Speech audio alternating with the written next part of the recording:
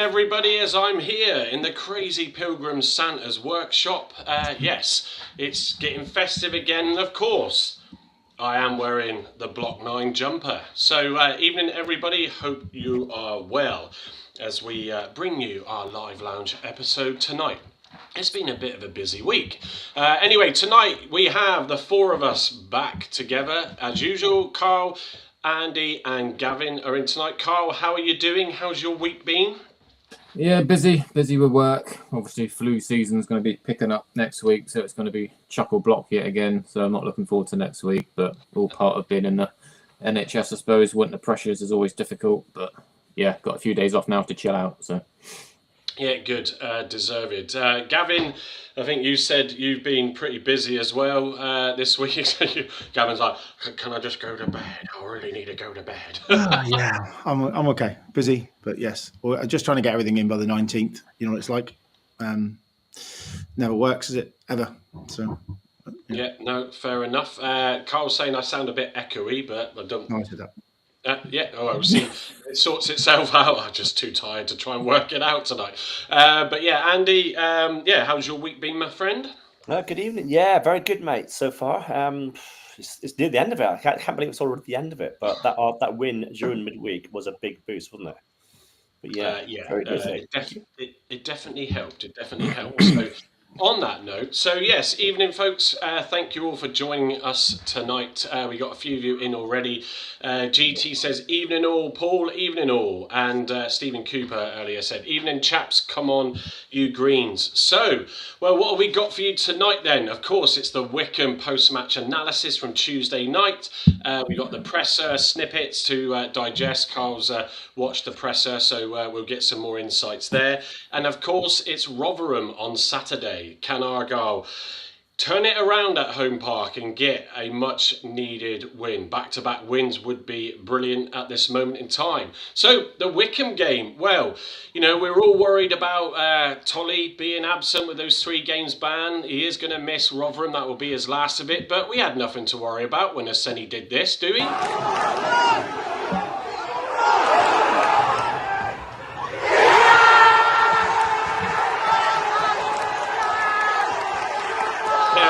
Care of Harvey England. Wow. I mean, it was the only real chance in that game. I know Mitchell had a header that went straight to the keeper. That wasn't much. And other than that, that was about it. But do you know what? Under all that pressure, he wants to go out there and deliver. I felt he's been brilliant for what he's been able to try and do in these last 2 games. And to force the mistake, get the ball past the keeper and tuck it in at an acute angle is just everything you want. So, fair play to Owen Aseni. It's great. It's going to boost his confidence, and that's always good. But the game, it wasn't brilliant overall. Both sides really poor. I'll share some of the FOTMob stats in a minute. The pass completion rate or accuracy rates were really low for both teams. But I think what's really promising is Argyle's back line was regimented again, just organised, disciplined, and it was hard for them to get through. And to be fair, the guys in front of them as well did a great job of nullifying the threat. They were trying to find gaps down the left to Bell, down the right to Oni, and they just couldn't get anything. They had a couple of chances throughout the game though. And I think one that sort of fizzed across a 6-yard box and somehow their player managed to dive over it instead of get his foot on the end. But we'll take that. We will certainly take that. It's progress. Gavin, I know you watched the game as well as I did. Carl, I think you were working, so you didn't get to see it. And Andy probably listened to it. So, yeah, just give us your thoughts on the Wycombe game, please, Gav. Very resolute, I thought, actually. Really, I thought Wirral and Boateng together in midfield really stopped them from dominating the centre of the park, which is what's been our problem of recent times. Boateng drove the pitch pretty well with Dale as well. I thought they both had a pretty good game. Ironically, I've now dropped Wirral in my team for Saturday, but it is what it is. You live by the sword. I thought Connor Hazard had a pretty good game. I saw a lot of people slagging him off for punching the ball in his box too often. If he tries to catch it, slips through, drops down to their striker, and they've been in the back of the net, they're all going to go, "Why don't you fucking punch it?" So I thought actually that was correct decision making. his distribution wasn't as bad as it has been for some time either as well. I thought he found his long range passing a lot better than he has previously. Galloway, I thought, had a really good game at left back. They had very good right winger, and I thought Edwards had a very good game. I thought their left winger was probably their best player as well, and I thought he kept him in his pocket for most of the game. Mitchell seemed to stick his head on everything that came near him. And I thought Plaguey was Plaguey. I thought he read the game really well, and so the back four were outstanding. Centre midfield was pretty robust and were combative and stopped everything. Dale did pretty well on one side. I thought Saranello probably had a quieter game than usual, and Aseni was relentless. One thing I thought about at the time as he scored, I remember saying last Thursday, the difference between Aseni and Talai is Talai's got that mentality where I'm getting there no matter what happens. It's my ball, right? And he runs through brick walls. In order for Aseni to take that goal, he had exactly that mindset, which I think has been missing, that sort of killer instinct and that relentlessness. I thought he took his goal really well. It was a really difficult chance on his wrong foot with a narrow angle, and we did what we needed to. It wasn't pretty. Never is. Good evening, Harvey. It wasn't pretty. It never is. But to hear the squeals, that's the only probably word to describe it, of Harvey shouting from his camera angle as the ball went in was a joy to behold. Those boys who have fought long and hard up and down the country deserve that night, and fair play to them. Yeah, I think for me it was quite funny. I've sent you the link if you did want to come in, but don't worry if not. It was a first half where we started on the front foot for the first few minutes quite well, and I think we forced a corner, if I can recall, early on, and the odd set piece. He's awake, Carl's saying in the chat. And then Wickham seemed to sort of take a bit more control of the game, but it was evident to a degree against Bradford as well, Gavin, wasn't it? In that, we are staying more organised, we're staying in a shape, so we are making sure that we close players down and everybody's backing each other up, and it's just caused Bradford and it caused Wickham problems to try and find that outlet. And yeah, Bell was probably their best player down that left-hand side. Oni was quite sort of disrupted on that right, and I thought Galloway might struggle a little bit, but he managed to sort of deal with him fair and square. So it was good to see that. You've got to build that foundation, haven't you? Get that defence mindset working and in place, and then build. I mean, because we just got to stop leaking those goals. And it's great talking about the clean sheets, but obviously we've got to then make sure we pick up these wins. So it is good to get another clean sheet away and then pick up the points.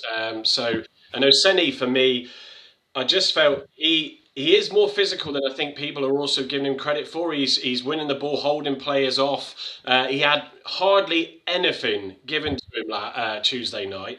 And I think he did really, really well for what he had. And let's not forget, Weiradu playing in midfield in a more favoured position, hit the brilliant ball through to him to allow for the goal in the first place. So, that's all good. Carl, how did you see it? I'm going to disagree a little bit with Gavin on Hazard, although I'll show it in a minute. He did get the stats, in fairness, on Bob. But there was one punch that was towards his chest, and it was just almost like that just felt a natural catch for me. But he didn't make a mistake, and he did well. So give him credit for that.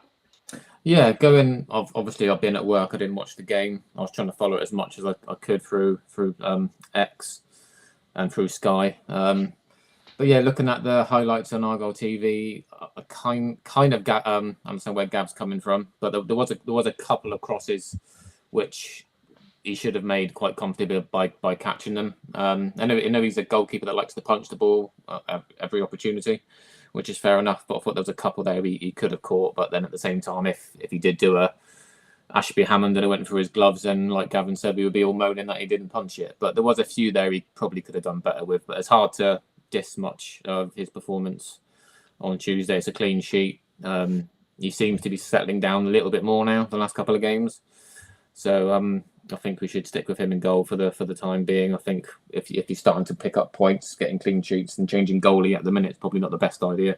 No. I'm sure his confidence will get better game by game. He seems to be getting a little bit fitter as well. So, yeah, again, I would say another typical Derek Adams performance. I think since he's come in and helped Tom, we've seen, and obviously with the reintroduction of Pleggy being fit, we've seen a lot more better structure at the back. Seem to be conceding less goals. Obviously, the second half at home to Northampton wasn't great. I think that was just a snowball effect of poor errors. But apart from that game in isolation, or that half in isolation, we've been a lot stronger. Obviously, lacking attacking threat with Tolai being out. Osene's come in and done a job. I've always liked Osene. I think when he's been given the opportunity, he's come across as, holding the line quite well. Shows pace, shows promise. Never stops running. That goal on Tuesday was a goal that like Mumba would have scored a couple of years ago, like hunting down the keeper, taking it around the keeper and slotting it in. That's a goal Mumba should be playing or doing. But yeah, I think when Tolai gets back fit, I think having them two as a combination, I think going forward could be quite dangerous if we stick with them two. And yeah, just a solid away performance. Again, another 3 points on the road, which is remarkable considering our away form the last few years. And the home form now is suffering. But looking ahead to Saturday, hopefully we can look at getting back-to-back wins. And now we've got some injured players back, a bit of momentum. Hopefully things can turn at home. Yeah, no, and I think it's important to remember as well, we had no rules. Mumba was dropped to the bench. Galloway and Wiredu got a start. So there was a couple of changes there. We'll pick up on the rules thing because I still don't know, even from the clips that I took from the press conference, what the situation is with him. But there is some hints of Benarous being available again. Watts is possibly going to make a game potentially on the bench soon. So there's some exciting returns there. Pleggy, Andy, come to you now. Pleggy, had another solid game at back four. I mean, Mitchell, I think, got man of the match, is it? I think overall, but it was just, it wasn't pretty at times. And I remember even with Sky dropping, it must have been a good 15, 20 minutes. Oh. Yeah. As you were saying, Mike, it was no coincidence. Why is that switched to that? You see what I did there? Me and Andy had the same problem when we did it live. They kept dropping us out, didn't it? It did, yeah. I don't know what's going on with it tonight. Even Ben Bennett. There's no coincidence. But when you bring Pleggy back into the side and you've got Mitchell in there centre with him as well, that you're going to start playing better. And defensively, we've been a lot better. I think even to the extent against Bradford, defensively we were a lot better, haven't we? So, having Pleggy in there, having accomplished defenders and who can actually defend and not panic is good for the team, and it's good for Hazard because he knows that his defence in front of him are going to do something. So, yeah. The experience in the 11 is much, much different. Just look at the back four. Edwards, Galloway, Pleggy, and the only younger version is Mitchell. But even Mitchell's got 250 odd games in his belt. So it's a much, much more experienced back four. They talk much better. They organise much better. They seem to fill in each other's mistakes a lot easier. And they're all solid individuals who seem to know where to be at the right time, the right place, and they don't mess around with it either. It just, if it's in danger, it goes. So I mean Mitchell's getting back to his best, isn't he? We saw that earlier in the season before the bereavement. He's getting back to his best with Pleggy in there, the experience. Joe Edwards on the right, fantastic. The one person I feel sorry for actually is Matthias Ross, because I actually think he's our best defender. Yeah, he can't get in at the minute. I can kind of see why Mitchell's there at this level. I think once it dries out a bit and we can play a bit of better football and we get more domination with the ball, I think probably Mitchell for Ross would be the natural switch. But at the moment, in the wet, in December, I think Mitchell suits away games more than Ross would. I think being at home, being the team that should be on the front foot with him carrying the ball out and his range of passing, I think. Great. And being able to have Wiredu in midfield as well to actually play the ball, forward for the goal. For instance, I think there's two players there that will probably, if we're going back to a certain Mr. Was it Sturrock? Lucky had it. Yeah, it wasn't. I had just an away team and a home team. Yeah. I would play Wiredu and I'd play Mitchell in every away game as a spine because they're both very good at stopping the ball and stopping momentum. And then but they're not the best with the ball at their feet. So for me, I thought it worked really well on Tuesday. If he picks the same side, which he probably will because they won, are we going to have 60% possession? I doubt it. going to be it'll be mirror on ball. We'll get 30% of the 35% possession and win 1-0, which I suppose where we are at the moment, we'll take that, won't we? But, If yeah, you can- but we yeah, allowed if you- Wickham to play, didn't we? Sorry, Mike, go on. No, go on. We allowed Wickham to have that possession, and I think in the first half, I was looking at the sort of the BBC website, and it was only saying, "I got no touches in the opposition box," and it was like Wickham had all the play, but we still sort of managed to hold out there and get something from the game. Yeah, it was just a case of controlling it, and I think, and frustrating them. I mean, it wasn't the greatest to watch. I mean, I'll bring up the stats in the game. Just going to read out some comments though. Stephen Cooper telling Gavin he needs to go and get his hair cut. Cheers, Steve. Tomorrow, thanks. I know a good barber, Gav. Yeah, So Barbers is where I go to. These go to flashing blades, 60 seconds or your money back, don't they? Kevin at Muttley Barbers, if give him a plug. No, I get Wendy to sort my head out. Right, Easy, okay. Wendy. Moving on. I hope your wife's not in the background. On that bombshell. Yeah, exactly. Carl with the dad jokes. Anyway, we got Chris in, get on Janners. Harvey obviously came in earlier saying, evening, gents. He did say it wasn't a pretty performance. I've got his post-match clip I'll play in a minute, but a much-needed 3 points. Evening to you, Andy. Andy Prowse is in. Evening, everybody. Got a good feeling for Saturday. I have as well, especially after Rotherham lost. Was it 3-0 in the end? Yeah. Wasn't the best game last night, so they played a Wednesday night. They've got to travel down. That's a day rest or training loss. So surely to God, if we can't do it on Saturday, something's really wrong. What else have we got? Ben Bennett, Florin, evening to you, Ben. Evening, guys. He says, hopefully it's up from now on. Come on, you Greens. Hopefully you'll be there on Saturday, Ben. Yeah, because he was sat somewhere else, wasn't he? And then Ben Collins, who's also in, who I will be dropping off his 2 Christmas jumpers before the game as well, so it'll be good to meet you too. And Mark saying at the top there, we are now building, and with Watts back soon, it's looking good. We will beat Rotherham. Definitely too much punching though. It only takes one bad punch, and I think, and the rest is history. I think that's just touching on that before I go to stats. That was my concern. Is the punching can equally be risky because it did fall, and it generally does fall to wide into opposition. So you do have to think about it, whether or not it was something that he's been told to do, because I don't recall him punching that often, and it could well be something that they've decided to do in training. Michael Hawks, a Reading fan, just dropped in as well. Evening all, your next 3 winnable, hopefully only the next 2, as we obviously play Reading on Boxing Day. So, right, let me just flick the stats screen back up. That did rudely jump in on its own just now. So I need to switch to, because this is a live page screen share.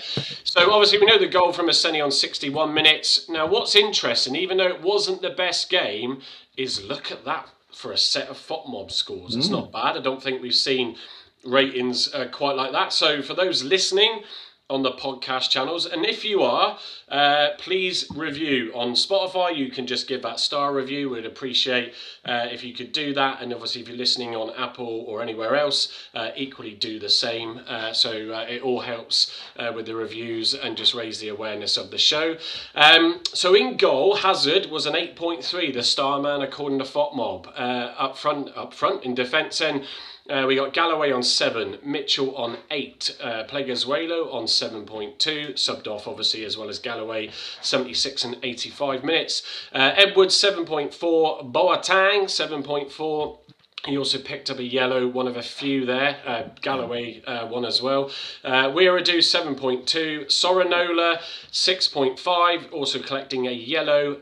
Dale on 7.3. Patterson on 6.3, and I didn't think either of those two, in fairness, had their best game, certainly Patterson. And Oseni then up front on 7. So, Gavin, I'll come to you. Obviously, yeah, Hazard standing out there. The box was under a bit of pressure at times, but yeah, we said he had a fairly solid performance. But anyone else that stands out you want to pick out from that bunch? I think Hazard gets the plaudits. He made 3 or 4 decent saves, but they're all at a decent height, I think. So they weren't particularly testing. A keeper of any caliber at this level should be put them away. One thing I will say, he's got very strong wrists, hasn't he? No, Carl. No, I mean when he's saving the ball, it's got nothing to do with anything else. If you look at Didn't say anything. no, it's just your face. I just saw the inner workings of your mind then through your windows. Where we were critical of De La Zouche earlier in the season is that he was making a save and just passing it into the a really good save and patting it into the way of the oncoming defender and a tap-in. If you look at the one save down to Hazard's left, memorably, I think in the first half, the ball goes probably 30 yards off the save to nearly a throw-in, which is good, strong wrists. That's what I'm going to say. Good keeper, good, strong wrist, probably tapes them up. But are the outfield players, I think probably, and we had a disagreement of this earlier, but I think Dale was very, very good. And I think Boateng were very, very good. They both got us up the pitch by driving the ball at their feet at defenders. And as we all know, and if you don't watch Aaron Cusac's observations on the what's it called show, an analyst show, is defenders don't like running backwards while a defender running at them with the ball at their feet is the worst thing in the world. And they both did exceptionally well. Boateng in the first half for a shot for Dale that was tipped around the post, I thought was a very good effort. And Dale a couple of times got us up the pitch really quickly. And I don't think we do that enough, and we should do it a lot more. Amici used to do it a lot when we were playing well in September. But other than that, it's been, and obviously Mumba when he's on form, although at the moment he's a shadow of his former self. So the two players stand out for me, Boateng and Dale. I thought that had probably their better games in recent times and getting back to form. Certainly Boateng of his September form when I thought he was the best player in the club.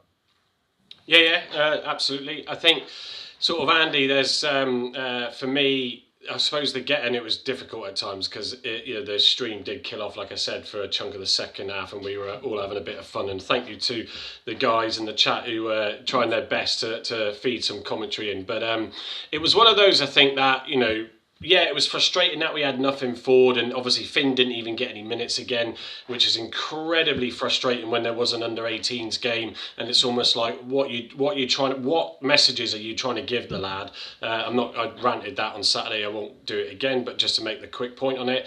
But I think when you do see that, we're not getting forward with anything, but when you do think back and you see that they just all collectively, defended well and stopped Wycombe getting through, and their manager was equally really annoyed, saying that how they stepped off the ball a little bit, controlled the first half. I think they did control most of the first half, and they were clearly disappointed, but I don't care. So, Andy, anything of note for you from that lineup? Oh, just Joe Edwards. I mean, he was singled out by Clevs in the press conference today as one of the better players on the pitch, and he said he was outstanding, absolutely outstanding. And that's what you need from your leader, from your skipper, to be outstanding. Because if your skipper's outstanding, the players around you are sort of pulling their socks up as well, pulling their weight. So you're going to get your Werrow's stepping up. You're going to get your Mitchell stepping up. You're going to get all those players just pulling together. That's what they want to do, pull together, isn't it? And when you see young Arseni up front, and it's feeding off scraps, basically, you got a player there who's in a cleverly as a development player, developing quite quickly. Thank you very much. 6 goals this season, and he's useful for the side, because if we hadn't got Talai on the side, we could always sort of look at Arseni and say, right, he's a goal scorer. He knows where the net is. So really, really impressed with the way we performed, the way we defended on Tuesday. And I just hope we can carry it into our home fixture on Saturday. Yep, let me go wrong way. Let me go to the stats as well from the game. I agree on Edwards as well, by the way. I think he has, sort of settled down now. He just needs minutes. It's the same with Rules and all that sort of stuff, especially for Rules, where he hasn't played. He didn't obviously suffer any injury prior to joining us. But top stats then. So we had brought this up, Stevie Vaughan brought it up the other week when we were on a show about Argyle tend to win most of their games when their possession for us is around the 40% mark, so no surprise. It's 65-35 to Wycombe possession-wise. The XGs for those that like that is 1.6 for Wycombe to our 0.38. It was, I think, 0-7 at one point in the game, if I recall from Tuesday. 16 shots for Wycombe, 5 for Argyle. 3 on target for Wycombe, 4 for Argyle, obviously 1 being the goal and 3 which were not really great. Big chances, 3 versus 2, and then the accurate passes one, which was very reflective. I remember us all just joking and commenting about it with the guys in the chat and myself about just how many missed poor chances that were going on in that game. So 74% to Wycombe, to Argyle 60%. Fouls committed 13 apiece, in corners 6 to Wycombe, to Argyle. I'm trying to look for the yellow cards, but I think I said 6 to us, none to them. Say again? 6 to us, none to them. Right, thank you. Let me just switch back from this view and I'll just come to some of the comments as well. Come on the Greens GT says Aseni has been excellent considering his limited time on the pitch, an exciting prospect. Michael Hawke said we will see in regards to them Reading versus Argyle at Home Park on Boxing Day. He said, I'll be happy with a point. I'd never live the stick down if we lose. No, and you'll come into the show as you do always, Mike, and you'll get some stick too. But we will also take it if we get beat as well, but we're not going to, right? Mark says Dale's fighting enthusiasm is inspiring. Carl, I know obviously you've been critical of Dale of late. I think he equally has been good. I know you didn't watch the game, and there was bits I just felt him and Patterson when there was opportunities just fluffed a bit. But from a defensive mindset point of view and covering back and supporting everywhere, Dale just seems to be everywhere. I do think he does lead very well and is a lot better than some. But at least we're seeing more turn the page. Yeah, I think there's more because I'm more of a Tegan fan, Tegan Finn fan, that I'm kind of got things against Dale, which might ring true. But defensively, I think he's very good. He tracks back well. He works hard. He doesn't throw the towel in. He does run non-stop. He does get back quickly to support the defence. He's got that experience which we need. But he just flattered to deceive in attacking areas. I don't know whether he lacks the confidence because he's been having quite a lot of game time now. So you'd think that he's got himself match fit and kind of can show us what he can do in the final third. But we haven't really seen that, which is more to the point of having why have we got someone like Tegan not getting in the squad when he's got all that attacking talent at his disposal. Maybe Tom doesn't want to use him in a relegation scrap at the moment. Maybe when things settle down and we pick up, maybe we'll see more of Tegan potentially. But yeah, maybe he just wants. Dale plays on the left, so Tegan goes on that right side. So I did feel on Tuesday night that there was a little bit of where it was just crying out for someone that could just stand there. Saranola did not deserve 90 minutes with his performance, and he played on the right side of midfield, which yeah. I think he did. Yeah, I think so. He did. Yes, did he? Yes, he did, because Galloway played left back. Amici can play there as well, can't he? Yeah, and Amici's not fit enough yet, but certainly Finn is. I think it's because Saranola's got more of a defensive mindset, being a wing back, that they've picked him there and not anything else. But I think away from home, I kind of see it. I see the decision. At home, when you're trying to dominate the ball, I don't see it at all. Hopefully someone on Saturday for him to come on would be, I think, good, because I know people have questioned, said it in the chat, is he getting sold on, loaned out or whatever. I think at the end of the day, as you responded to that, Gav, on Saturday, and rightly so, the best thing that we can do is give him minutes. But I think that there could be the more defensive mindset. We've obviously shored up. There's no question of that. But I think we're at the stage now where we can be a little bit braver going forward. And it is just building those levels from those foundations. So Finn's made a couple of defensive errors, which has cost us goals because of his inexperience, nothing else. Away, Burton? When they scored. Anyway, there's been 2 times this year where he's kind of mispassed or lost the ball in our third, and then they've gone through and scored. So I kind of see it at the minute, but I certainly think, A, if you're chasing the game, or B, if you're at home, either start him or you've got to give him 20 minutes to come on and run at tired defenders and step inside and take shots, because he's certainly got that star quality. And I think I think you're right, Mike. Until we get into that mid-table mediocrity, when the risks are less, I think at the moment they're going to get their nut down and try and play tried and tested and as much experience as possible. Yeah, no, it'll be good to see something, sort of with him coming on. And if, we'll come to the sort of presser. Like I said, Carl will give us a bit more of an insight. I'll come on to that next. Argo83 is joined in now, so evening to you, mate. Alex at Argyle, good evening, all he says. Shout out to Harvey. I don't know if Harvey is still in the chat, but he did pop in earlier. He's fallen asleep now. Yeah, well, I tell you what we'll do is we'll get his post-match video reaction as we like to share from the game. So he did make it up there, even though he's got man flu, but let's just roll the VT on that. Right then, so that's full-time. Wycombe Wanderers 0, Plymouth Argyle 1. We've won. It wasn't a pretty game, but for the 522 fans that's made this trip on a cold, stormy, wet, damp winter's night, we thoroughly deserve it. 100%.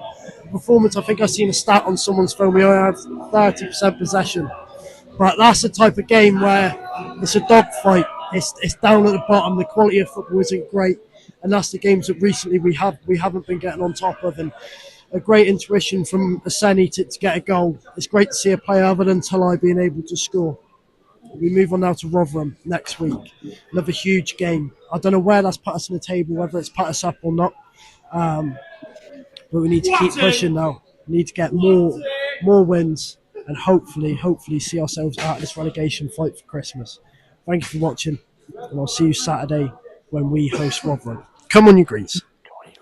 Harvey, if you wouldn't mind just telling everybody to keep the noise down behind you when you're trying to record your video. Very good. It's no, I think speaking of haircuts, Harv, I think you need a little bit of a trim, mate. You're this famous YouTuber now. You got to sort of tidy yourself up. He'll have to get the Sam Down look now. Yeah. Oh yeah, I did see that. Green hair. And he should be green, I believe. For he should be. Yeah. So come on, Sam, do the bit. Carl will join you. Just be a spray paint. Be a spray paint job. I could do a beard, to be fair. Yeah, that's true. Something that is that true. You can't grow, Mike. Yeah, well, I know. It's terrible. I really don't care. When he gets to puberty, he'll be all right. Yeah. Simon Fort's joined us as well tonight. Hi, we won! Come on, the next game. So, yeah, absolutely. I think when that goal went in, actually, I didn't have the stream. I could see it appear on the live score alert. So no one in the chat had picked up that we had scored because streams are obviously slightly behind. And so I'm there then cheering, trying not to wake up Sophie and scream. But it was a weird feeling because I don't know why. I think I'm so numb to the fact that we've been so crap and all right, and we've lost loads and we've picked up the odd thing, that I think I'm just wanting to see more. So it's just, we finally got 3 points. But I am buzzing for Saturday, that's for sure. Right, let's get the TC's final thoughts at the end of the game from the short Argyle TV clip. Yeah, we can all get carried away with the stats that we're keeping clean sheets and we're 3 and 5 wins and 3 out of 3. But the main thing is we're building. We are not the same team that we showed here in the FA Cup, and we're building and we look like we can keep clean sheets. And I always back us to score goals, although we've not been scoring enough recently. But without Tolly in the team today, I thought Owen Aseni did fantastically well.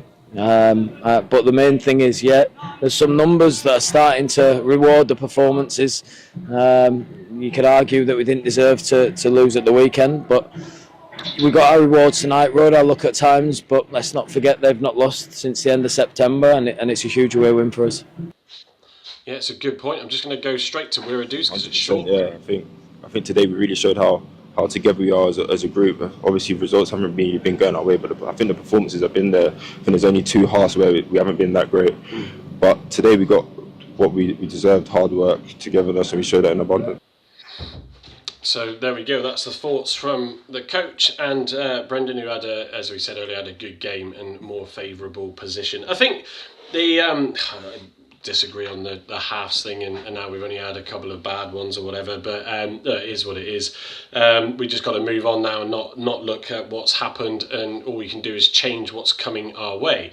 But I think just touching on the end of Wycombe game, the Aseni point, Carl, I think it's knowing that he will take a lot from that confidence boost. He's got an opportunity again on Saturday to a guaranteed spot. Obviously, Peppel's supposed to be back as well, but he will start up front. And if he can go on and get another goal, not only is it great for him, but then it gives that confidence that if when Talai comes back and he can feature, there could be those two up front quite easily.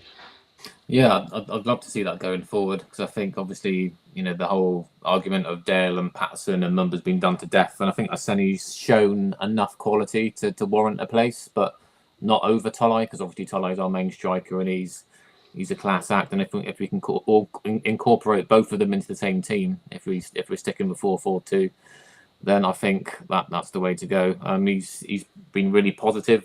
Obviously, we signed him as a development player, but I think he's starting to show he's more than ready when we need him. And obviously scoring 6 goals already this season is quite a good turnaround already. He always gives his best 100% on the pitch. He holds the ball up quite well. He's quite he reminds me a bit like Niall Ennis in a way, the way he plays. Just a little bit taller and a bit stronger. Slimmer. But yeah, he's really shown some positive signs, and obviously Peppel, I think he said in his press conference today that he's back in training tomorrow, but he won't be actually fit until the Christmas schedule, so he'll be back in the next couple of games. So he's got a few more games to show his worth, I'd imagine. Yeah, no, cool. Well, I'll tell you what I'm going to do as we wrap up the Wycombe post matches. We've got to see that goal once more, haven't we? Let's play. Come on, show it.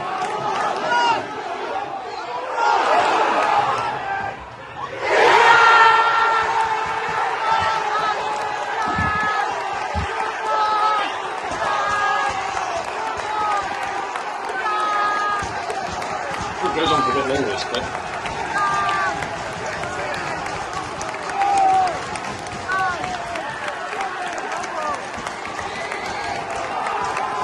You could almost see when you see the pitch close-up one. Obviously, I did a little bit of a wrap-up for the social channels from that clip that Argyle put out. Just the release of emotion, and that was not an easy finish, easy finish, and it would have been just typical of Argyle to. It's almost like we make the hardest ones easier to score, but Arseni, if you're watching tonight, you're probably not. But anyway, well done for taking that, and we look forward to seeing more on Saturday. Right, let me just find that slide. So just a few slides. This is really to summarise the press conference today.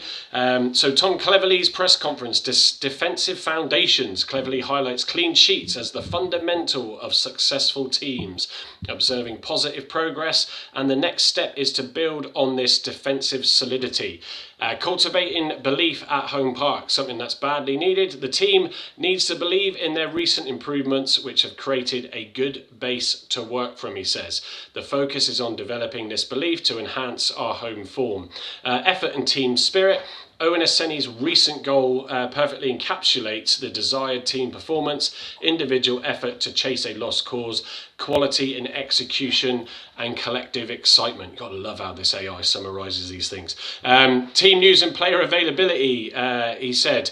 Joe Rules, or Josh in the case of this, Joe Rules has recovered from soreness after the Bradford game, is now fit and available for Saturday's match. That's good news. Similarly, Benarous is cleared to play this weekend, bolstering the squad's options. So it's going to be, might even be harder for Finn to get on the bench. On other squad members, he says Talai concludes his suspension this weekend. Caleb Watts is targeting a New Year's Day return as a benchmark for his recovery, while Pepper will be available after this weekend, and Jack McKenzie is pain-free and aiming for a New Year comeback. We shall see. Has the AI got that wrong again? Who's Jack McKenzie? With what? No, it's all right. Joke's gone now. No, it's gone. It's gone. Deary me. I mean, Carl, it's late, yeah, and I'm Tumbleweed.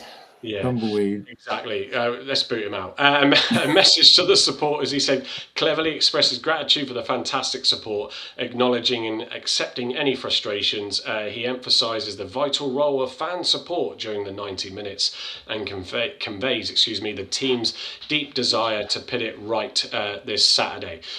So, Carl, you watched, I don't believe Gavin has, and don't know if you have, Andy, so no, Gavin. You have. Yeah, I've seen it. Yeah, nice one. Yeah. I know you didn't get back in long Too before. late. No. As soon as I got in the door, while I was eating, I watched it. Fair enough. So, Carl, what else did you glean from your point of view from that press conference then? Well, obviously the AI summed it up reasonably well there in a short, sweet statement. So yeah, just adding on to the obviously issues with addressing the issues of being too open. I think cleverly said that we've done that in the last few games. We've got a structure at the back. We look a lot harder to break down, and we look a lot harder to beat than we were 6 weeks ago. I think I think we can all agree we're a different team than what we were back then, conceding goals for fun and struggling at the back. So obviously with Pleggy returning, other players hitting a bit of form, I think we've seen what we expect from the players we've got at our disposal at the back, because individually they have got quality. So it's nice to see that we're a lot more defensively tight. We just need to make sure that if we do concede, we don't then concede 2 and 3, which hopefully we can eradicate from the games coming forward with confidence. Obviously, the home form's a big issue. Obviously, away from home, we seem to be doing quite well. Home form is where we need to improve on. Again, lots of talk on the home fans and the atmosphere. Obviously, getting Home Park back to being a fortress like it used to be. Obviously, the players need to step up and give us something back, which will then obviously recuperate in the fans in atmosphere. Because if it's a poor game and we're struggling to break teams down, it's going to be quiet, and we need something to, G up the fan base to create that atmosphere. It's got to work both ways. Again, it's just saying that all the players need to give another 10-20% extra in games, and he reckons we'll be flying once those things start to click. Then going into the actual press conference, Galloway, obviously, if selected, it'd be 100 games for him obviously for Argyle, which is quite big considering he's been out injured quite regularly for us. So I'm sure that's a big milestone for him. Obviously, his last game before he heads off to the African Cup of Nations, where he will probably end up playing up against Mo Salah if he's selected, because I think Egypt are in their first group stage, so that would be a good test for him, I'm sure. Obviously, he won't go away and completely switch off. He'll have access to the games. He'll keep supporting from afar. Obviously, he's been here a long time now. He wants to give that support. It's not a case of just going away and not, checking in with the team. He'll still do that, which is good. Again, cleverly mentioned about not having the players at his disposal to be expansive at home, which then leads back into the whole Tegan Finn argument again. But now with Amici getting himself fitter, obviously Watts, still a few weeks away from getting himself fit, but I think we could see even at the start of the season when we were attacking with Watts, Amici in the team, that we did create a lot. We just couldn't finish, obviously, because we didn't have that number 9 back then. But once everyone's fit, I'm sure we'll start seeing some goals. Obviously, Rolls fit for Saturday. Obviously, what I touched on, Pepper will be back in training tomorrow, but fit for the Christmas schedule. Watts back available in the new year, along with Jack McKenzie. And Benarouche should be fit enough to make the squad, which also is good news. So yeah, that's pretty much it, really. Yeah. Nothing groundbreaking. No, Gavin, how, just one point, the observation on body language, did Cleverly look a bit more relaxed? Did he seem happier? Any signs of change there? I think he's still a bit guarded. I don't think he's going to... Well, I think he opened up by saying the job is nowhere near done yet, and we're nowhere near playing where we want to be. So, no, in a nutshell, I think he's still very cautious of where he is, what he's doing. I think he's probably still on eggshells with the fan base, probably rightly so. And I like the way that he's shouldering all of the blame, responsibility, challenge, whatever you want to call it, and letting the players get on and do their job, which is good. But I think if we can get positive results in the next 2 games going into the Christmas sort of melee, then I think he might, start to relax a little bit. And I think if we're come January somewhere lower mid-table, then I think you might see him have the odd smile. Although he did at the end of the presser, actually. Yeah. There was a bit of banter around his Bradford grit, and he had a wry smile over that. So I think he's a genuinely nice man, and I think he takes a lot of this to heart. So it's quite nice to see some of the hard work they've been putting in materialise, and it'd be lovely to get a win Saturday knowing Tolai's back subsequently. And if you've got two of them up front who can get on a bit of a hot run in terms of goals, then we will have less problems than we've had historically. Yeah, I think it's almost like, well, I don't want to jinx it, but things are starting to fall into place at a key time of the year. Sorry, folks, I've done it. Tough. Shit. I've done it. Benny Van Life says, "All right, fellas." He says he's right that the players need belief. They can dominate at home. Belief needs to come before a good performance. That's TC's job. Harvey also just shot off earlier because. Yeah, it's about his bedtime.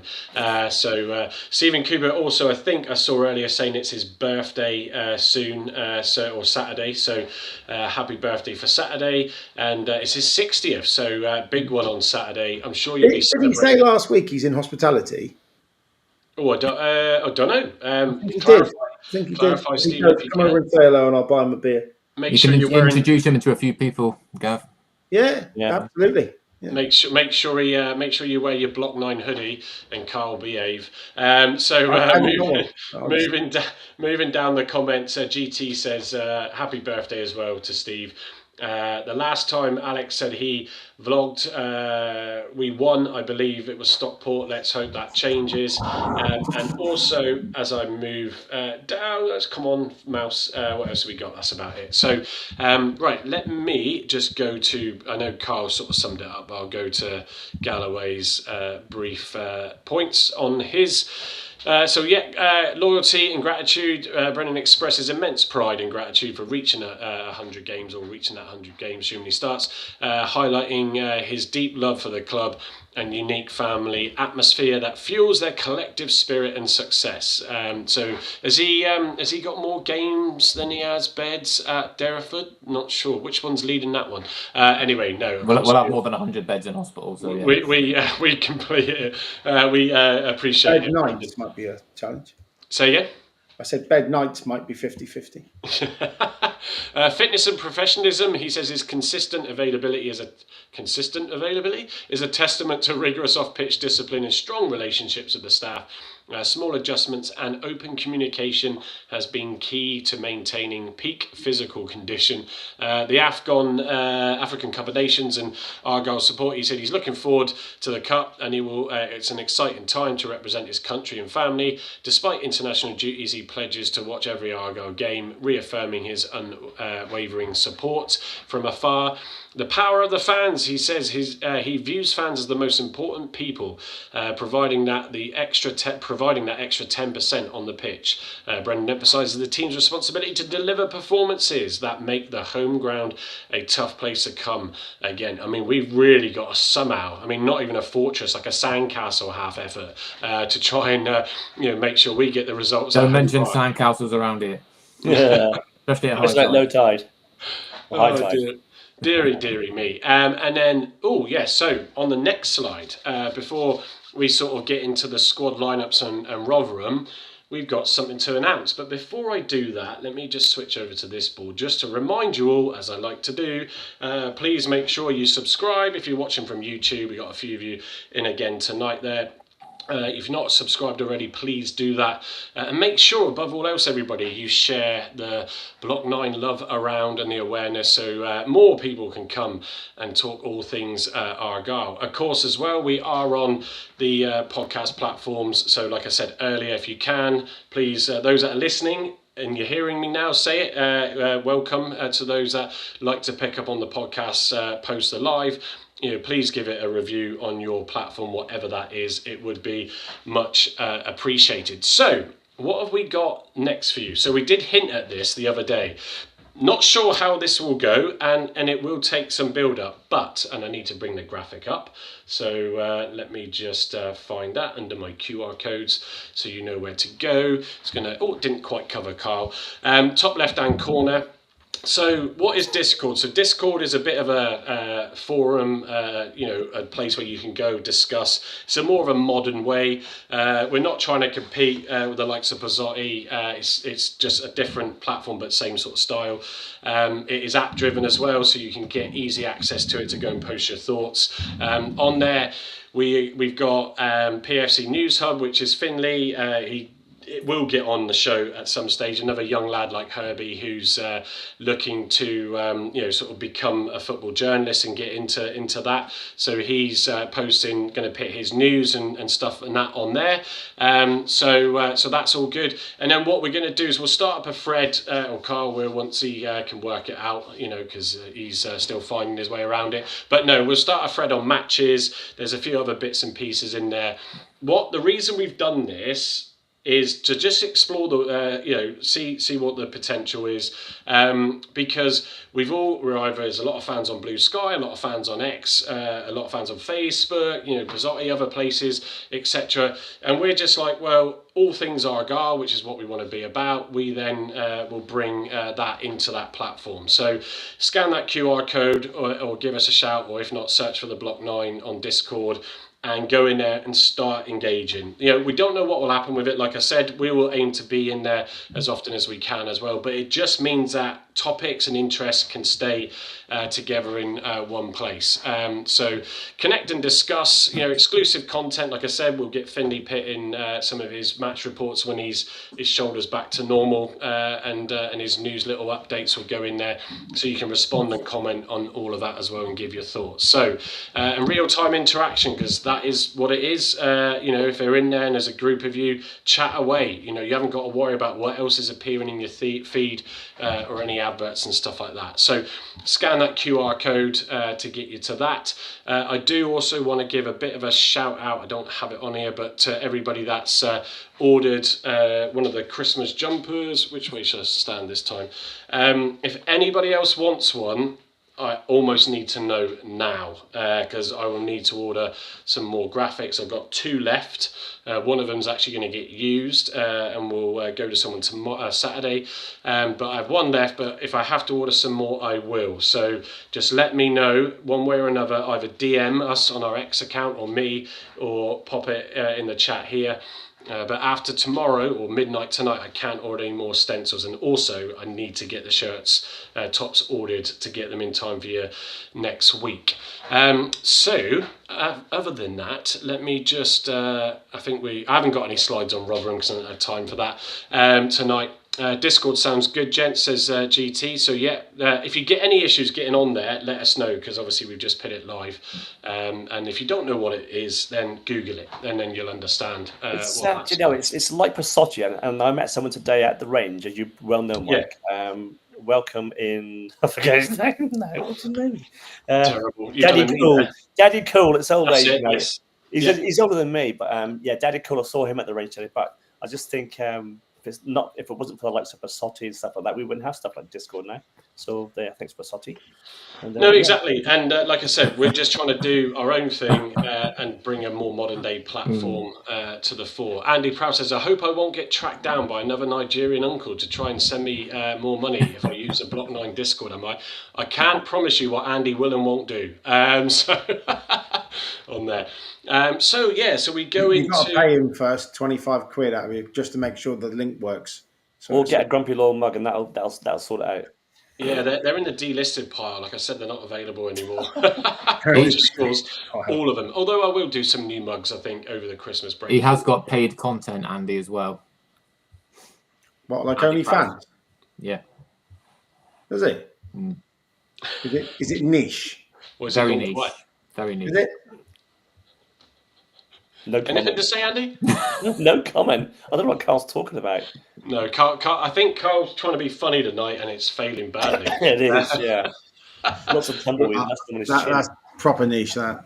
We're all Nicholas G, I've just noticed, is in as well. Evening to you, Nicholas. Hope for a win on Saturday. Yeah, absolutely. Chris, I did see another one in there. Hang on, let me just, because that comment's just hidden it. No. Oh, I misread that. Stephen Kuber, good Mike, you can see you work at the range behind you. Well, not all of this actually is arranged, but I thought I would just try and bring the products together. But as I said, on Tuesday, there's still lots of Christmas for those bits that you haven't bought yet and you need. So toodle on down. There's 3 in Plymouth, so no excuses, folks. Anyway, moving on, Rotherham. Let's get it back on track. So. Obviously they lost 3-0 last night, so not so good for them. They were awful, apart you from watched within 20 minutes. Yeah, they started horrendously.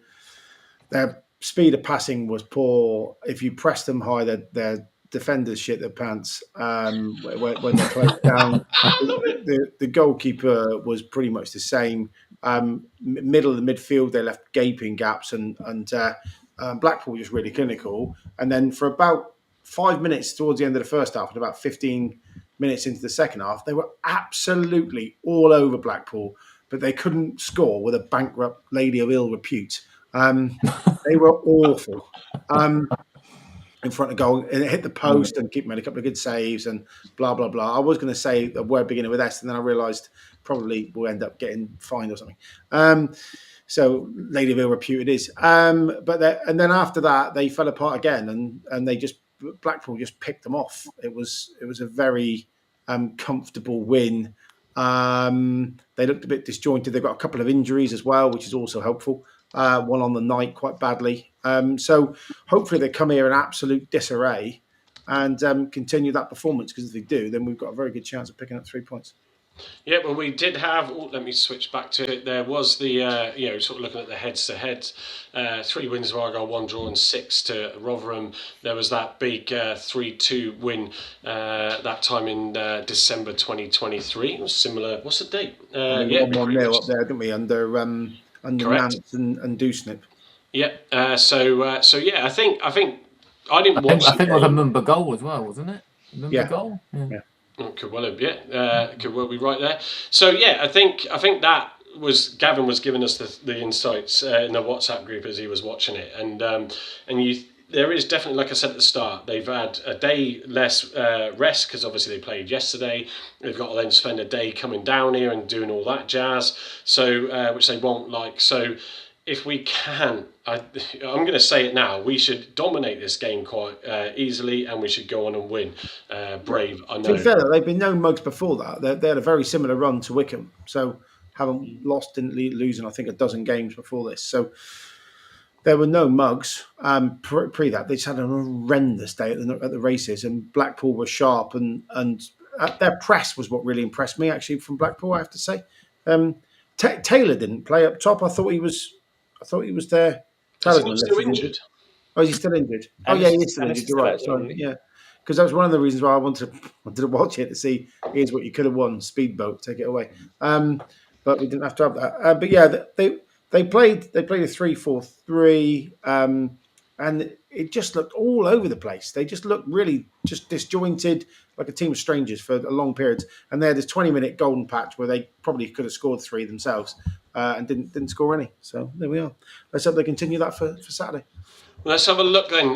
What we'll do is we'll go to you then, Carl, for your lineup on Saturday. So take us through. Sit down. Right, I tell you what, I'll go to you, Gav. Oh no, Carl, we're back. He's back. I'm back. She's just sticking her hair over my bald head again, isn't it?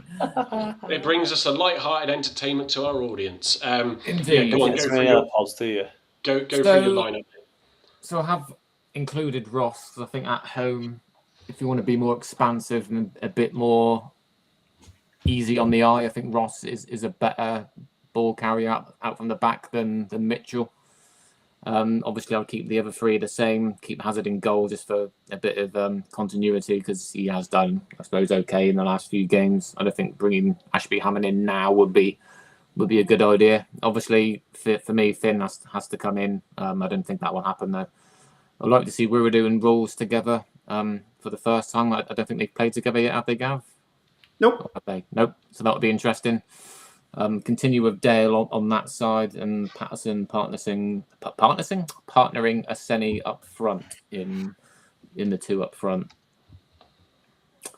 So yeah, that's my thoughts on the game. I don't think Sorino deserves another go at it.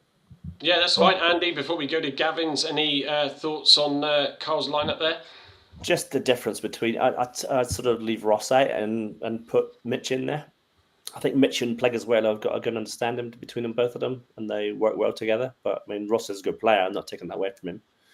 I'm not sure about Finn at the moment. I hope he does play him, to be fair.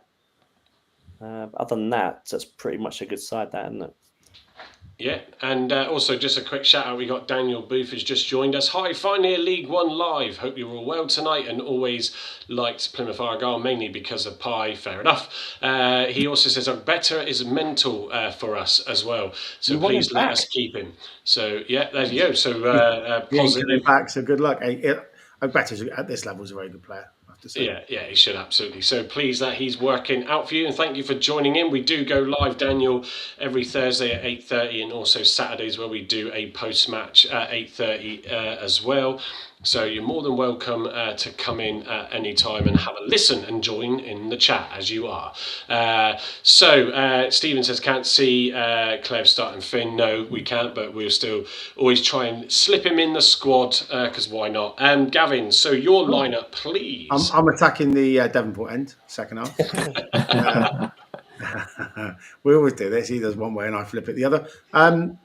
Similar-ish, actually. So Stade Hazard in goal. Galloway thought had one of his best games for some time with a very tricky right winger Saturday, so he retained his place for his 100th cap. Mitch and Pleggy in the middle, good understanding, and Edwards missed a consistency at right back, so back four unchanged, back five unchanged if you include the keeper. Dale on left wing, left midfield. I thought he's the only one with real pace actually in the side. Gets up and down. Steve's.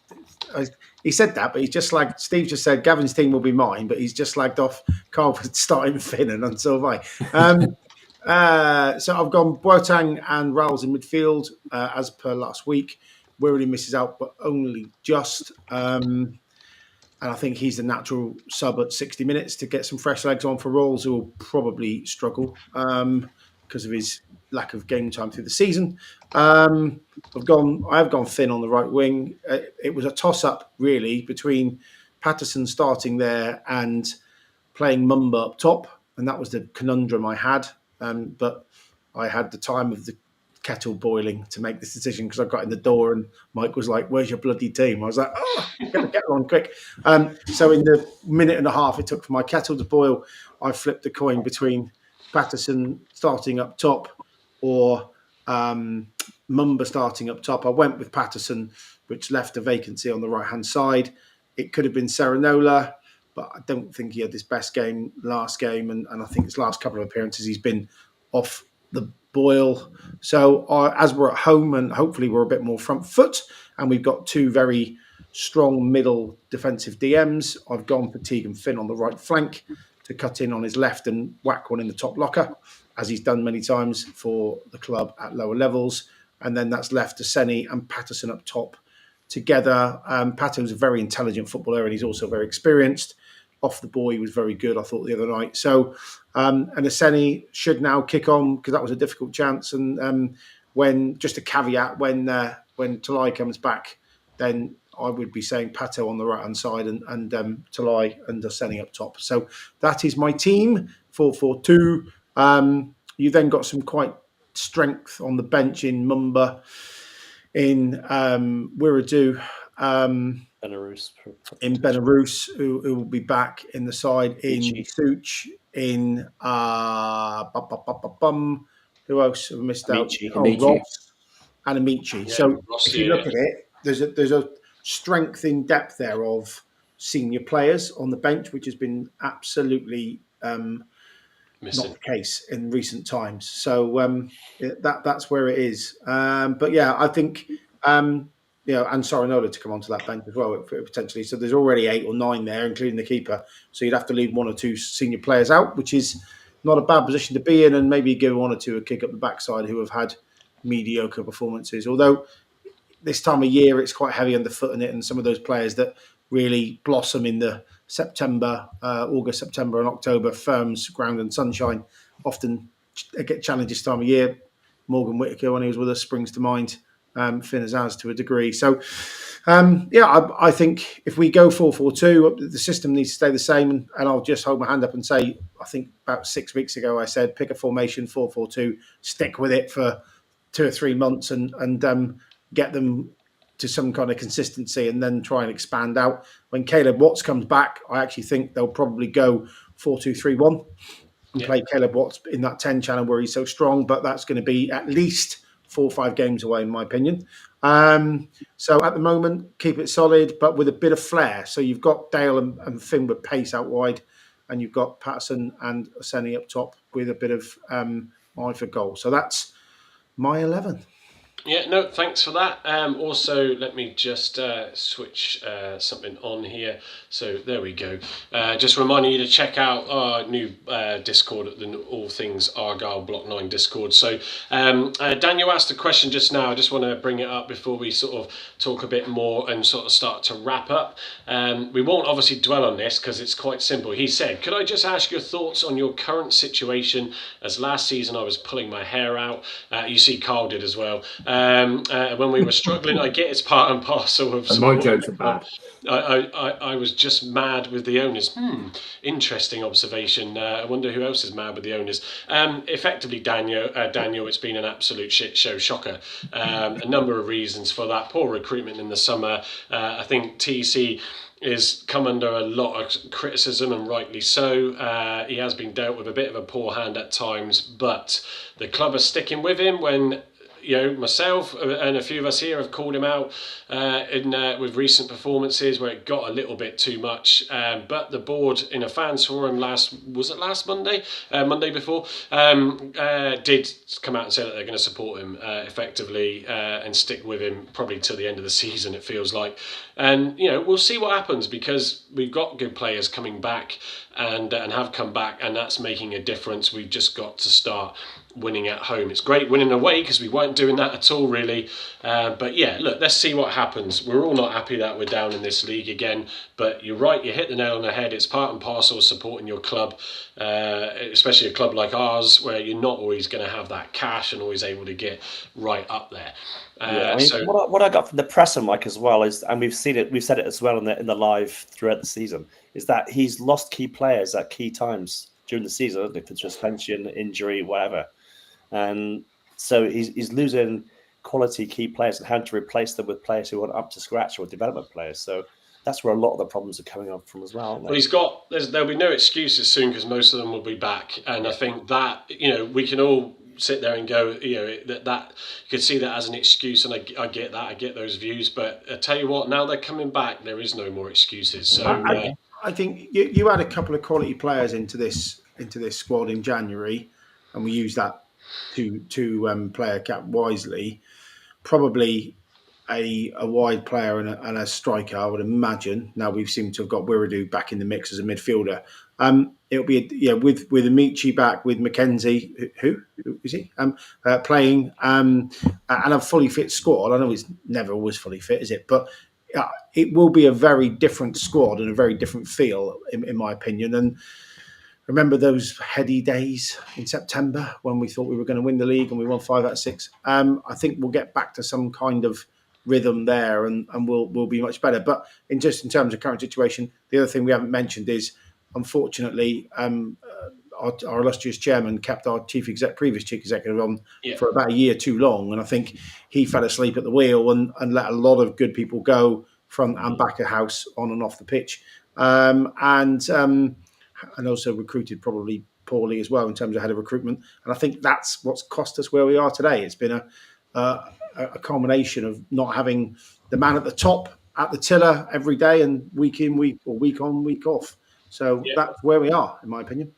Yeah, Daniel did also ask, I'm just going to read another one out, folks, because obviously he's made the effort to come in, and that's good to get some engagement. So Mumba is a great player, only one who did something against us, thought he was going to switch on further and be a game changer, but didn't work out. And also there is pullback on Ogbeta as surprised, as he's surprised. I think, Mumba, we all just feel needs to just find that rhythm again, and hopefully it will come good. With all these players coming back, some players can turn it on. I mean, it was shared in the chat yesterday. JB had an absolute brilliant game and is, where he's gone. And, sometimes it's just that quality around him, or better, as you noted, doing so well. So let's see what happens. Simon fourth. Yeah, Adams has made a difference in my eyes, definitely. Yeah, I think so. Where it's clear that we've just decided to shore up a bit more, like Gavin said. He's sticking to that formation now and building on the foundations from that. So in terms of sort of Saturdays, I've got a couple more bits to touch upon, the ladies and then just the Project 35 update from Argyle. But just to get final thoughts for the game on Saturday, for me, I'm going to stick my neck out. So, Carl, get this noted down on your score sheet. I'm going to go Argyle 3-0. Who am I going to score? I'm going to go with Senny 2. And I'm going to pick a random one for the third. Pleggy, actually, a random one. So What a 3-0. surprise. 3-0. Well, you know, man close after my heart. Yeah, so 3-0 for me. Carl, what do you think scoreline-wise are you going to go with? I think if we start the first half as we've done the last couple of home games, and we have a decent referee on our side, which you'd like to think we'd have a different approach from the refs in the next home game after cleverly spoke with the guy, I've got his name now. The PGMOL or whatever it is. Gone. Yeah, so hopefully that's the one. We'll have someone a bit more competent in charge and someone that might give us a favour or two, or just do his job properly would be great.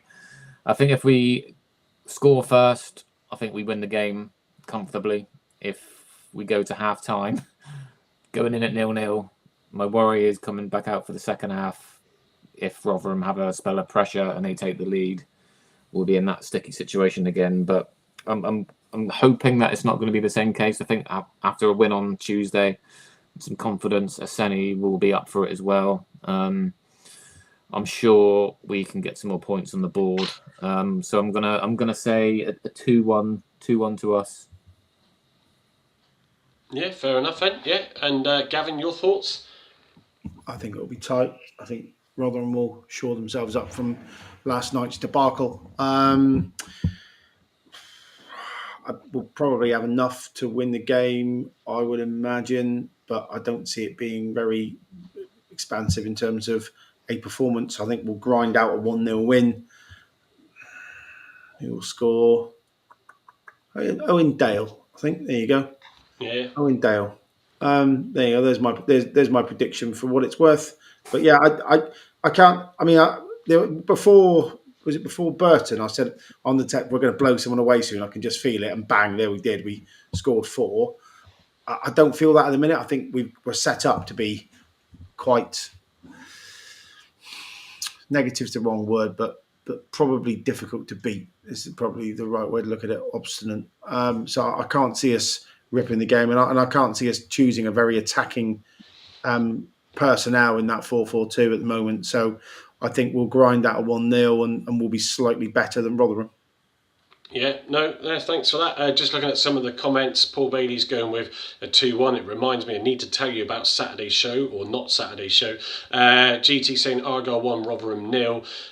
Stevie Vaughan going with a 1-0 win as well. So, yeah, I think it's going to be about that start. And if we can get an early goal, I think it will collapse Rotherham, which is why I'm going for the 3-0. But Andy, so what are you adding to the scores tonight? I think it's going to be a really cagey affair on Saturday. I think it's going to go 1 each. I'm going to stick for a 1 each, and I think Owen Aseni is going to score for us. I'm not sure that our mentality is right at home yet. It was getting there. We saw signs of it against Bradford, but I don't think it's quite there yet. And Rotherham are a good side. They're going to bounce back from a heavy defeat. So, yeah, I'm going to stick my neck out and go 1 each. Yeah, fair enough. Simon Fort's going with a 2-0 with good heads if we score first. Nicholas G, Argyle 2, Rotherham 1 coming in there. And Daniel has given his thoughts. A Barnsley fan, I think you will draw 2-2. I think Rotherham need a reply off Blackpool. They look sloppy and think Noom may cause issues for your midfielders. Wiradoo seems quite static and not pacey enough. Non-base former Exeter, isn't he? So Yeah, he's going to point prove. Yeah, so but he'll go once a red, always a red. When just watch. Michael's copying me because I said 1 each, and I remember the last game I predicted a 1-0 win. We won 1-0, so just saying. Yep, so let's see what happens right then. So on to the ladies who had a good win on Saturday, a big away win they had so against the #United. What a great name. So obviously I know, Gavin, you don't see the away games, I but... did see the away game on Logo TV, yeah. Oh, sorry, apologies. Forget that it is on there, so thank you. Good shout to remind. I saw the highlights. I didn't see the whole game, but That's fine, but they do I show watched it. But it. yeah, It go on, was give us some thoughts. Another Ellie Noble show, to be honest. She's amazing, I have to say. She's got one hell of a right peg. I think I shared the free kick in the few weeks ago in the cup game against who was it? Can't remember. Oxford. I got to rack the brain. Another great move down the right, flick back into centre. She hit it first time, top locker to the right hand side of the goal, and another shot from outside the box for the second goal. That hashtag are a really decent side at home. They're based in Essex, so I think the girls had a 7.5, 8 hour coach journey up, which probably wouldn't have helped anyone. They went up the day before, from my understanding. But again, good win. They're breathing down the neck of Watford and Bournemouth still. They've got Watford on New Year's Day, and I know we're away, so anyone who wants to get to Home Park on New Year's Day to eke out the hangover and get a bit of fresh air, I suggest you strongly do, because we could do, or the girls certainly could do, with all the vocal support they can get against Watford, who are second, I think, in the league. So if we beat them that day and results stay as they are, then we'll leapfrog them and go into a promotion place, which would be awesome for the club to get a women's team in the Championship, or the equivalent of the Championship. So again, a good game. They've got a really good depth in their squad, the girls. They really have. They've got a really good, strong team, and they've just signed, can't remember her name because I'm tired and I've been budgeting all day, but they've just signed a midfielder from America, from playing the universities of America. She's 24, 25, who took the number 3 shirt and was, again, really effective in that sort of number 10 role. So they've added even more depth now to their midfield contingent.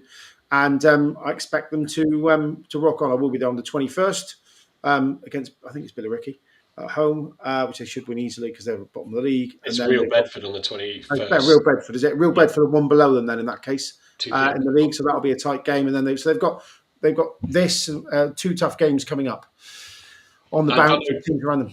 I don't know, unless you know, Gavin, I don't know Daniel's question. He's saying that there was an Ellie Noble at Blackburn Rovers. Yeah, same one. There you go then. So he said, if so, excellent player and could play leagues above. Yeah, absolutely she could. She's very, very good. There are 3 or 4 women in that team that you have to go, what not being funny, but what are you doing down here in Plymouth?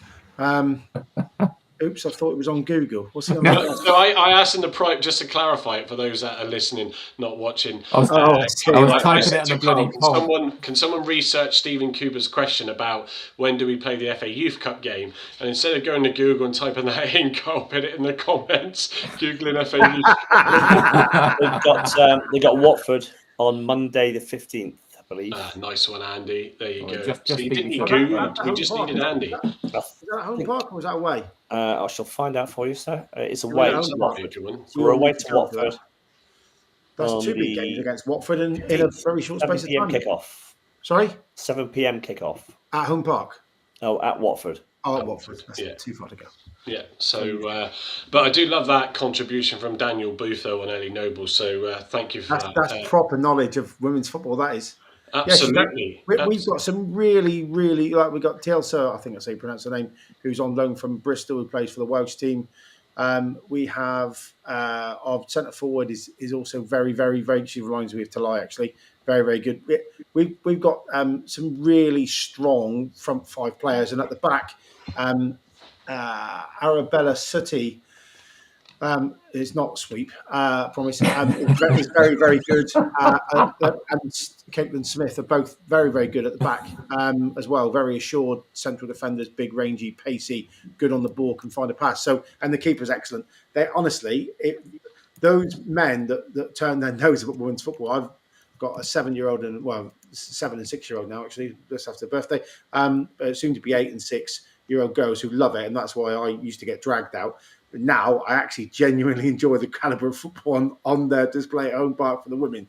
It is a pretty good standard and it's played at a decent pace. So if you're bored and of a Sunday and they're on, go out. I think I'd take all the girls, 2 or 3 girls, my 2 girls and my niece, for about a tenner for all 4 of us. It's nothing, and it's really good football. So I advise you go. Yeah, no, absolutely, and I'm off for obviously a bit of that break, not as much as I normally would do, but yeah, I want to see if Sophie will be up for coming that and joining you and the girls, and I'm sure if Carl can with Sophia, depending on plans. You know, and Andy, of course, you're welcome. Your kids are too grown up now to married and moved on. Just for the Argyle win, mate, so I might just come out for that. Yeah, exactly. There's plenty of that going on. They've lost 1 game. I think they're unbeaten now in 18 in all competitions. They're doing the club proud, and the under-18s are doing the club proud as well. So just get the first team right would be fine, wouldn't it? Yeah, exactly. We could have a triple header of teams performing, hopefully soon. And for those that are big Conor Hurahan fans, you can just go out and see his cousin, who's Marie's our manager. So there you go. Yeah, there we go. Daniel also says one of his friends plays for Plymouth Argyle, so follows the women's side game. Who's that then, Daniel? I was just going to say that, yeah, give it a shout out to that person. He said, I didn't realise you covered the women's side, so nice to see. Yeah, why not? Some it doesn't suit some, but that's fine. But we got no issues. We had a couple last Thursday go, we're talking about women, I'm going. They did. Each to their own. And then one final thing, I'm just going to put my specs on because there's no way I can read it there.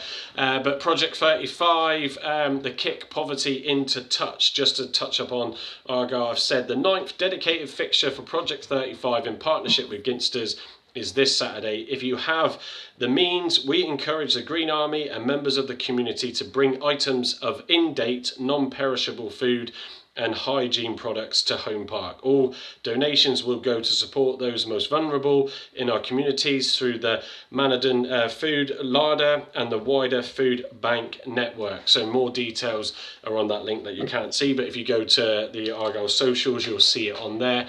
So wanted to just touch upon that as well tonight. So as we look to wrap up, just checking my notes, I don't think there's anything else that I've missed. So just a recap, just obviously from our side, again, thank you to those who have purchased the jumpers. I shall be handing them out over tomorrow and Saturday, and look forward to meeting a couple of you. Certainly Ben I haven't met yet. He's walked past the hospitality windows when I've been sat there with Gavin, always waves. So it'll be good to say hello to him on Saturday. Obviously, we've got the Discord. I've left that side up in the top left-hand corner on your screen. I've left that open there, as the ticker says along the bottom. Check out our new All Things Argyle Discord. If you've got any issues, just let us know, DM us, and we'll sort it out. But yeah, equally, again, just to remind you all, please like, subscribe, follow on whatever channel you are watching us or listening to us on, and please leave a review if you are on your podcast platforms. We do the numbers. We haven't shared the wrap-up Spotify thing, to be fair, but we were quite humbled by the numbers on there. So we're growing and extending, the reach of what we do with this podcast. I think we were something like 26 odd countries that we get streamed to, and a good look at the numbers that I see, the last 12 months, overall about 100,000 listening hours, which still blows my mind, so we do appreciate. Say again? People with insomnia. they basically go to bed and forget to turn off the live. But yes, it's it is quite incredible. I've never done the wrap up before because I'm an Apple user, so never touched Spotify. And it was the guy I shared it with all the guys, and it's a good insight. So we thank everybody who's supported us on this show, and there's hopefully more things to come down the line. Stephen Cooper says thanks guys, see you Saturday for a pint, mate. Michael Hawke says Daniel, it's a brilliant podcast and it's great that they let us non-Argyle fans in. Subscribe on YouTube or Spotify or Apple or whatever podcast platform you use, of course. Final thoughts, I'll go top down. So Carl, any final thoughts for you tonight? It'd just be nice coming away from a home game on Saturday with a bit of positivity and some points on the board. So let's hope we can back up Tuesday with back-to-back wins, kick on with our home form again, and just have some more confidence around the place and lift ourselves out the bottom four. Hopefully, if results go away, going into the Christmas schedule when obviously more players come back, the closer we get to January, bringing players in. I'm sure this time in 4 to 6 weeks' time we'll be hopefully in a slightly different place. So yeah, let's get some positivity back. Yeah, good. Gavin? Firstly, Daniel Booth tomorrow. Wilcock plays in the 10. Really good.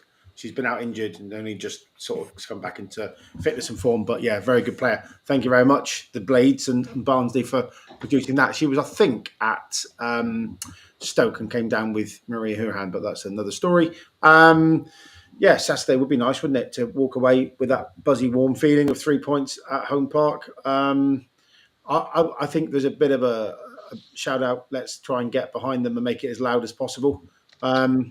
We've done the whole we're pissed off routine. Now let's do we're going to get behind the team routine. I think if you look at days gone by when we've turned up and made it loud and proud, we've had much better performances than sarcastically singing "You must be shit because we're only drawing with you" and stuff of that nature. So, or whatever it is, I'm very tired. Yeah. But yeah, let's get behind the boys on Saturday. Let's get loud for the first 20 minutes and hopefully an early goal, followed by 3 points and several beverages. And Steve, if you're there, I will buy you a pint.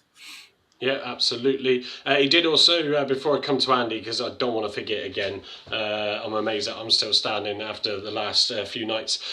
We aren't going to be on Saturday night now. Please don't kick off. Don't shout at us. Right, we just can't do it. Reason being is because we are at the Tamerton Under 15s Christmas party. So most of us are going to that, and we were wondering whether or not we should let Harvey and Herbie run the show, as I just seen that come up in the private chat. Have a reward off, wouldn't it? That will be a nightmare, me trying to show them around this. But I'll put that out there. It's an interesting point, Carl, as he put that in the chat. But yeah, so the chances are for the first time in God knows how long, we've not done a show to schedule. And just explain why we're at the under 15s for Tamerton Foley Christmas party. Yeah, we're not just turning up. Brilliant. Uncle Jimmy's going to under 15. For a fun fight. Here comes the legal disclaimer. We do sponsor the Tamerton Foley Under 15s Football Club. Some of you will know that. Paul Bailey, the coach, was in. I don't know if he's still in with us. He might be or appear in the comments any second if he is. We're going to the Christmas party. It'll be a few of the parents, obviously all the team there. I'll be taking Sophie along, and she does have a mini, if those of you saw it on my socials, she does have a mini Christmas jumper that she'll be wearing, and I'm sure Carl and Andy will also be wearing their Christmas jumpers, gents, or the hoodie, one or the other. We've got that. That's from 7:30. So it'd be interesting to see how all the youngsters drink these days, sensibly, obviously. 2020. Ribena all round. MD 2020. Paul is there. There will be no MD 2020. All that white lightning or whatever it used to be. The pineapple and whatever it was absolutely disgusting. It got you pissed quick. Anyway, they should be on Diamond White at that age, not Mad Dog 2020. Diamond White and White Night. And what was it? Lambrusco for the girls that wanted the cheap wine. Blue Thunderbird is what you need to get down. You're at 15. What's wrong with them? Terrible. Stephen Cooper says, I'll give Tamerton team £50. I'll drop it to you, Mike, by Christmas. Or if you want to give it to Gav, really appreciate it, Stephen. Thank you for that. Simon Fort says, hi, I hope we win and others lose. Not like Tuesday. Thanks a lot. Keep up the good work. So looking forward to that, because to be fair, we all keep, I know Gavin can't make it, but we all keep saying, we need to get together, this, that, and the other. So it'd be good to do that as well. And no doubt we'll talk about the pod and Argyle. But let's hope we end that day on a high for the game and for Saturday night. So Andy, going to you for your final thoughts. Yeah, well, Tuesday night was a morale booster, wasn't it, for the team? It's a good away win. Maybe not a good performance, but a good away win, 3 points. So that's going to sort of give us something to build on there, hopefully. So, if we get a draw, hopefully we'll get a win. But if we get a draw or a point, anything from the game on Saturday, I'll be a happy chappy. I'm taking nothing less than a bloody win, because I think we deserve it at home. Not just the fans, but the players, all the coaching staff, all the Argyle staff. Let's get going and get that home win. So yeah, look. Other than that, folks, that's I think it from myself. There's nothing else I can see there. But of course, I mean, why not end the show seeing this again?